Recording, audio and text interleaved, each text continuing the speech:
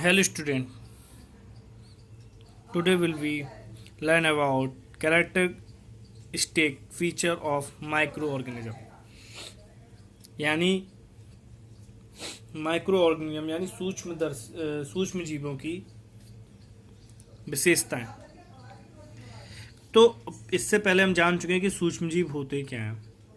ठीक है, सूक्ष्म जीव वे जीव होते हैं जो हमें नग्न आंखों से नहीं दिखाई देते। साधारणतः हम जिसको आंखों से नहीं देख सकते और इसके लिए हमें माइक्रोस्कोप सूक्ष्मदर्शी की ज़रूरत पड़ती है। ठीक है, आइए आज हम जानेंगे उसकी विशेषताएं। तो microbes are abundantly present on the earth. They live are everywhere in air, soil and water. Some microbes needs oxygen to live and multiply, but other do not. These microorganisms are found in plants, the animal as well as in human body. तो माइक्रोज जो होते हैं, जो सूक्ष्म जीव होते हैं, वो सामान्यतः हर जगह पाए जाते हैं, चारों तरफ हर जगह पाए जाते हैं। ठीक है, और बहुत ही ज़्यादा उपस्थित रहते हैं। ठीक है, और ये क्या है कि आपके एयर में भी मिलेंगे, सॉइल में भी मिलेंगे, मिट्टी में भी मिलेंगे, वाटर में भी मिलेंगे। ठीक है, और कुछ जो माइक्रोब्स होते हैं यानी सूक्ष्मजीव होते हैं, उनको क्या है, हमें उनको जो है इनको क्या है कि आपके ऑक्सीजन की ज़रूरत पड़ती है जिंदा रहने के लिए, जीवित रहने के लिए, और गुणात्मक तरीके से यानी बढ़ने के लिए, वृद्धि करने के लिए, 1 से 2 होने के लिए। बट अदर डू नॉट, मगर कुछ की ज़रूरत नहीं पड़ती है। The microbe found in the plant, तो कुछ माइक्रोब्स होते हैं वो जो माइक्रोब्स होते हैं, जीव होते हैं, वो क्या है कि पौधों में भी मिलेंगे आपको, एनिमल्स में भी मिलेंगे, और मानव के शरीर में भी पाए जाएंगे। यानी ये कह सकते हैं हम कि पौधों के साथ साथ, पौधों और जानवरों के साथ साथ ये मानव शरीर में भी आपको मिलेंगे। Microorganism are in effect living creature as to grow, eat, reproduce and die. A few important feature that make microorganism different from the other living organism are described below. तो अगर सूक्ष्म जीवों के बारे में बात करें, तो सूक्ष्मजीवी जो है ना, वो बात करें तो ये एक जीवित प्राणी में आता है आपका है। और ये क्या होते हैं कि ये, क्योंकि अब जीवित प्राणी में हम कैसे हैं कि जितने भी लिविंग थिंग्स होती हैं वो क्या होती हैं, वो क्या है कि उन्हें खाने की ज़रूरत पड़ती है वो। ठीक है, और वो रिप्रोडक्शन करते हैं। ठीक है, और उन्हें क्या है, ग्रोथ करते हैं। तो ऐसे ही इनमें होता है कि ये क्या होते हैं, ये भी बड़े होते हैं। ठीक है, और इन्हें भी क्या होता है कि ये भी खाते हैं, प्रजनन करते हैं, और ठीक है, उसके बाद ये मर जाते हैं। यानी इनके अंदर भी ये एक्टिविटी होती है। कुछ महत्वपूर्ण विशेषताएं जो होती हैं वो हम सूक्ष्मजीवी के बारे में जाएंगे। तो सबसे पहले विशेषता इनकी है साइज। साइज मीन्स आकार। ठीक है, तो अगर हम बात करें तो सूक्ष्मजीव होते हैं ना, तो क्या लिखा है, microorganism are usually too small to be visible to naked eyes.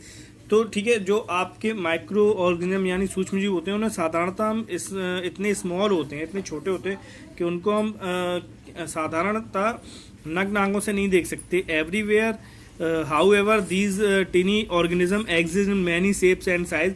और ये क्या है कि आपके मैनी शेप्स, कई साइज शेप्स आकार में मिलेंगे आपको। Virus come in a range tiny sizes, but the smallest of all virus are member of a group of is called parvovirus. Some of these spherical virus can be a little at 18 nanometer in a diameter. A nanometer is the 1/1000th of a meter. These are about 25,400,000 nanometer in 1 inch.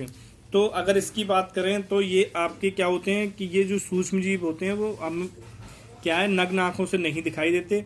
उसके बाद ये क्या है, जो होते हैं वो हालांकि कई छोटे आकार में मौजूद रहते हैं, बहुत सारे में, वो ये वायरस की छोटी श्रेणी में आते हैं, तो इनको पार्वोवोरस कहा जाता है। ठीक है, जो छोटी श्रेणी में आते हैं। इसमें से जो होते हैं वो इसमें क्या है कि जो इनका साइज है वो आपका बताया गया है। These are the 25,400,000 nanometer in a 1 inch. 1 inch में लगभग 25,400,000 नैनोमीटर होते हैं। अब बात करेंगे एडेप्टिव फीचर्स की। तो एडेप्टिव फीचर मीन्स आपके हो गया कि most of microbes are able to adapt to this every changing environment. They can be found anywhere. For example, scientists have discovered microbes living in the boiling water of natural hot spring, in volcanic cracks, miles under the ocean surface where there is no light, and the water is brew of the poisonous arsenic, sulfur and other chemical, and even the permanently foreign. तो ये क्या अधिकांशता जो इनको रोगाणु भी बोल सकते हैं। अधिकांशता जो रोगाणु है वो बदलते परिवेश के साथ अनुकूलन कर लेते हैं, यानी वो अलग अलग जगह पे भी पाए जा सकते हैं। उदाहरण के लिए देखा जाए तो ये गर्म झरने के उबलते हुए पानी में भी मिलेंगे, ये आपके समुद्री तल के नीचे ज्वालामुखी की दरारों में भी आपको मिल जाएंगे। जहाँ प्रकाश नहीं है वहाँ पर भी आपको मिल जाएंगे। तो ये क्या है कि आपके अन्य रसायन जो होते हैं, जैसे सल्फर हो गया, आर्सेनिक हो गया, ठीक है, इनमें भी आपको ये मिल जाएंगे। आइस सीटेड ऑफ अंटार्कटिका, ठीक है, तो ये आपके अंटार्कटिका की बर्फ की चादरों में भी they can survive in extreme climate condition. They have adapted to thrive in a variety of unfavorable condition. They from a hard outer coating called cyst, which protect them from unfavorable condition. As a condition become favorable again, the cyst break they come out to live in active life. Some microbes like viruses are good or dead when outside a living host. Some protozoans secret to thick though wall around themselves and effectively enter the inactive state to survive in adverse atmospheric condition. तो अगर हम इसकी बारे में बात करें तो हमने आपको बताया था कि ये अलग अलग जगह भी आए थे। ये क्या है कि अलग अलग परिस्थितियों में भी जीवित रह सकते हैं। जैसा कि मैंने आपको बताया कि ठंडे में भी, गर्म में भी, ये अलग अलग स्थितियों में भी जीवित रह सकते हैं। और ये क्या है